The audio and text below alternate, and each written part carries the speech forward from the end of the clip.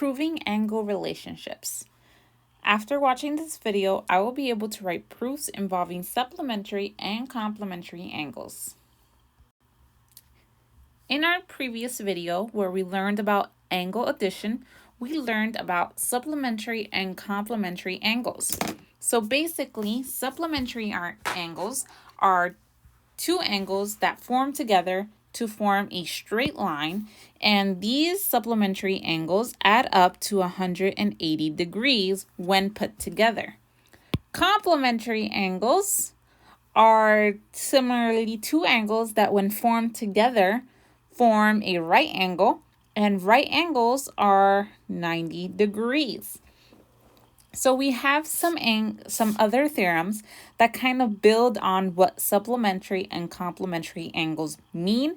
And the good news is, even though they look completely different, it's basically the same idea. Remember that the symbol for an angle, instead of writing the name, is the actual little symbol located here.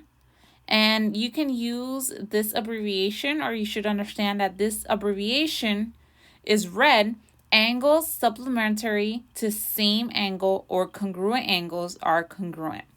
So basically, angles are supplementary to the same angle. So if I tell you, hey, angle 1 and 2, when they are put together, they are supplementary because they form a straight line.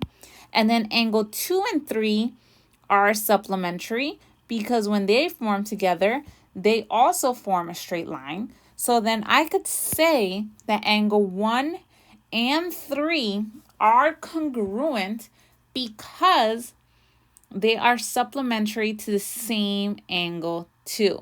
So angle 1 and angle 3 are congruent, meaning they are the same measure because of the congruent supplements theorem. The congruent complements theorem is the same idea. The only difference is, instead of them adding up to be 180 degrees, they add up to equal 90 degrees because complementary is with 90-degree angles or right angles. So here, if I were to say, hey, angle 4 and 5, they add up to be 90 degrees. And then angle 5 and 6 also add up to be 90 degrees.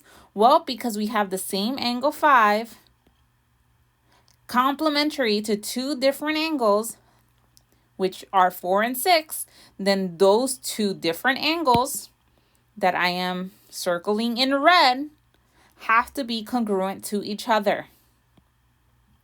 Hence the congruent complements theorem. So we're going to look at a proof to see what that means. So here we have a proof where we are given that angle 1 and 2 are supplementary and angle 2 and 3 are supplementary. So our very first statement is always our given information, which comes straight from the problem.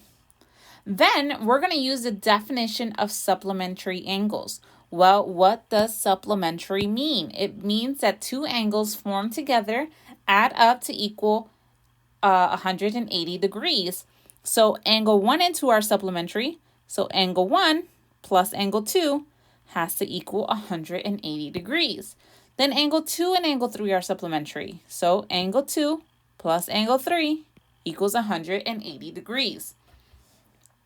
Now that I've kind of used my definition, I need to understand, okay, well, how can we rewrite this or put this into an equation? Well, we have two different equations that both equal 180 degrees. So I'm just going to say that they're equal to each other, which is what I did in step 3. I said measurement of angle 1 plus measurement of angle 2. And instead of writing that it equals 180 degrees, I know that 180 degrees also equals the measurement of angle 2 plus the measurement of angle 3. So I rewrote that instead of 180. And then I'm going to state, hey, the reflexive property is true. the measurement of angle 2 has to equal itself. And I could basically subtract because it's the same measurement. Because it's itself, when I subtract measurement of angle 2, it cancels out. And I'm just left with the measurement of angle 1 on the left-hand side and the measurement of angle 3 on the right-hand side. And then, in order to go from equal to congruent symbol, I'm going to use the definition of congruent angles. So the angle 1 is congruent to angle 3. This is proving the congruent supplements theorem, saying, hey, if I have three angles and I have one of them supplementary to two different ones, they have to be congruent. This is the proof to show you what I said, that the theorem is true.